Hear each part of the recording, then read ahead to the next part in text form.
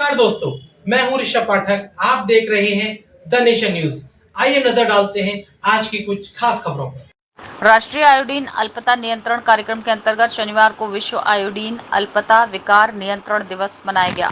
कमलानगर स्थित लोकहितम blood bank में मुख्य चिकित्सा अधिकारी डॉक्टर अरुण श्रीवास्तव ने पत्रकार वार्ता करके आयोडीन अल्पता के बारे में जानकारी दी।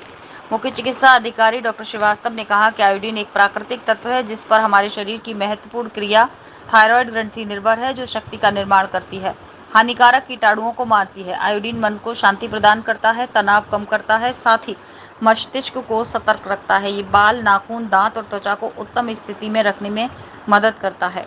आयोडीन की कमी से गर्दन के नीचे थायराइड ग्रंथि की सूजन हो सकती है, हार्मोन्स का उत्पादन बंद हो सकता है, जिससे शारीरिक गतिविधियां अव्यवस्थित हो जाती हैं।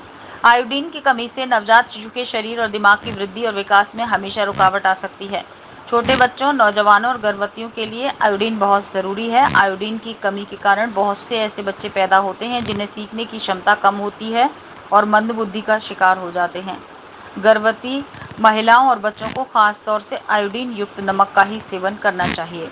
कार्यक्रम के नोडल अधिकारी डॉक्टर पीयूष जैन ने बताया कि गर्भवती को आयोडीन की अधिक आवश्यकता होती है। आम व्यक्ति को 150 माइक्रोग्राम आयोडीन की जरूरत होती है, वहीं गर्भवती को 200 से 250 माइक्रोग्राम आयोडीन की जरूरत होती है। आयोडीन की कमी होने पर गर्भवती महिला को स्टिल बर्थ, गर्भपात जैसी स्थिति का सामना करना पड़ सकता है। इसकी कमी से मंद मानसिकता प्रतिक्रिया, धमनियों में सख्ती और मोटापा हो जाता है। आयोडीन शरीर और मस्तिष्क दोनों की सही वृद्धि, विकास, संचालन के लिए आवश्यक है। आयोडीन की कमी से घेंगा रोग होता है। घेंगा रोग होने पर शरीर में स्फूर्ति, चुस्ती नहीं रहती, सुस्ती और थकावट महसूस होती है। सामान्य व्यक्ति के मुकाबले इसमें काम करने की ताकत कम हो जाती है। घेंगा रोग के अलावा बच्चों में मानसिक मंदता, अपंगता, गूंगापन, बहरेपन का खतरा होता है। आयोडीन की कमी के लक्षण कमजोरी, वजन बढ़ना, थकान होना, त्वचा में रूखापन, बाल झड़ना, दम घुटना, नींद अधिक आना, माहवारी अनियमित होना, हृदय गति धीमी होना तथा याददाश्त कमजोर होना। अधिक मात्रा में आयोडीन वाले आहार मूली, गाजर, टमाटर, पालक, आलू, मटर, खुम्भी, सलाद, प्याज, केला, स्ट्रॉबेरी, समुद्र से प्राप्त होने वाले आहार, अंडे की जर्दी, दूध, पनीर, कॉड लिवर ऑयल आदि हैं।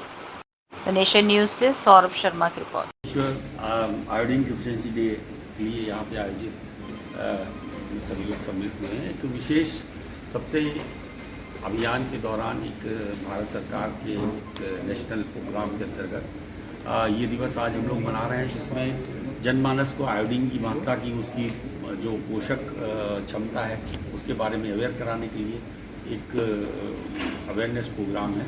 इसमें आपके माध्यम से, जो मीडिया के माध्यम से लोगों तक आयोडीन की आवश्यकता क्या है और शरीर में उससे होने वाली कमी में होने वाली दिक्कतों के बारे में उसकी जानकारी आज दी गई।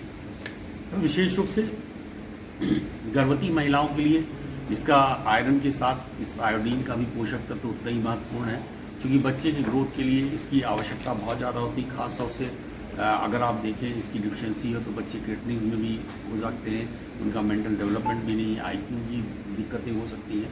तो सारी जितनी भी माताएं, गर्भवती माताएं हैं या बच्चे हैं, उनमें जो हम अपना नमक यूज़ करते हैं वो आयोडाइज्ड साल्ट यूज़ करें, क्योंकि आयोडीन की जो उपलब्धता है बहुत कम मात्रा में है, लेकिन रेगुलर मात्रा में इसको उपलब्ध होने से बहुत सारी समस्याओं से हम बच सकते हैं। अगर आपने एडल्ट में देखा होगा तो गोइटर जैसी बीमारियां अब चूँकि आयोडाइज्ड नमक की उपलब्धता के कारण आपको जनमानस में उतनी नहीं दिखाई पड़ रही है, परंतु फिर भी अगर देखें तो जो अगर बच्चों में हम छोड़ दें क्रिटिनिज़म और IQ और मेंटल डिसऑर्डर, तो बड़ों में इसकी अगर शॉर्टेज होगी तो जल्दी एज ए सिम्टम्स नहीं आएगी। बाकी सारी चीज़ें जो हाइपोथायराइडमी के साथ आपको दिखती हैं वो सारी सिम्टम्स आपको दिखने लगेंगे, और जो बॉडी की एक जिसे कहते हैं ग्रोथ है या जो इनमेलू इन्वायरमेंट है वो कहीं ना कहीं डिस्टर्ब होता है, और कहीं ना कहीं आपकी इम्यूनिटी को से लेकर बाकी सारी चीज़ डिस्टर्ब होती है। तो मैं सभी से अनुरोध करूँगा इस आज के इस दिवस के माध्यम से सब तक यह मैसेज चला जाए, कि सभी लोगों को आयोडीन की आवश्यकता अत्यंत आवश्यकता है। इसको आप लोग आयोडाइज्ड नमक से ही लेकर करें। जैसे बहुत सारे लोगों का प्रश्न था कि नमक की अधिकता शरीर में नुकसानदेह है, इसे लिमिटेड मात्रा ही में लेना ही ठीक है। तो जो भी इस तरह की अगर आप बाहर की चीज़ें जिनमें नमक की मात्रा अधिक रहती है उनका प्रयोग सोच समझ के कम ही करें तो ज़्यादा बेटर है। मेरा सभी से अनुरोध है, खासतौर से गर्भवती महिला, जिन परिवारों में गर्भवती माताएं और बच्चे हैं, आयोडाइज्ड जो नमक है उन्हीं को ही यूज़ करें, जिससे कि बच्चों का ग्रोथ, गर्भवती माता की जो स्वास्थ्य हमेशा नॉर्मल रहे और अच्छे ढंग से रहे। आयरन, जैसे आप आयरन की मात्रा समझते हैं गर्भवती महिलाओं के लिए, उतनी ही आवश्यक आयोडीन भी है, और इसको भी उसी मात्रा में जो उसकी आवश्यकता है, उस आवश्यकता की मात्रा में उपलब्ध कराना अत्यंत ज़रूरी है। बहुत बहुत धन्यवाद आप सभी लोगों को आने का, और मैं उम्मीद करता हूँ इस दिवस के माध्यम से ये मैसेज सब तक पहुँच जाए। आज राष्ट्रीय स्वास्थ्य मिशन के NIDDCP प्रोग्राम के तहत आगरा जिले में एक वर्कशॉप का आयोजन किया गया, जिसमें सभी चिकित्सा अधिकारियों को बुलाया गया, मीडिया कर्मियों को बुलाया गया, और जितने दूसरे विभाग थे जो आयोडीन की डेफिशिएंसी से संबंधित विचार कर सकते हैं, कम्युनिटी में हेल्प कर सकते हैं, उनका यहाँ पर आमंत्रित किया गया था।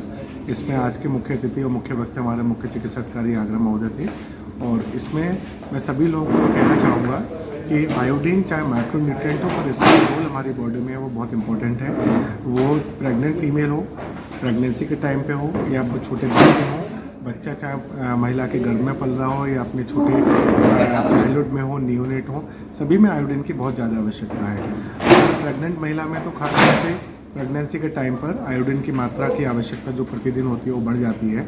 नॉर्मल डेज में अगर एक आम आदमी के जीवन में 150 माइक्रोग्राम पर डे के हिसाब से होती है, तो प्रेगनेंसी के टाइम पे करीब 200 से 250 माइक्रोग्राम पर डे के हिसाब से बढ़ जाती है। और अगर प्रेग्नेंट फीमेल में अगर इसकी मात्रा कम हो जाती है, तो जन्म से पूर्व ही बच्चे में मानसिक विकास की कमी हो जाती है, फीटल डिफेक्ट हो जा सकते हैं, या गर्भावस्था में कुछ कॉम्प्लिकेशंस होते हैं, जैसे स्टिल बर्थ्स हैं, अबॉर्शंस हैं। ये सारी चीज़ें संभव हो सकती हैं आयोडीन की डेफिशिएंसी से।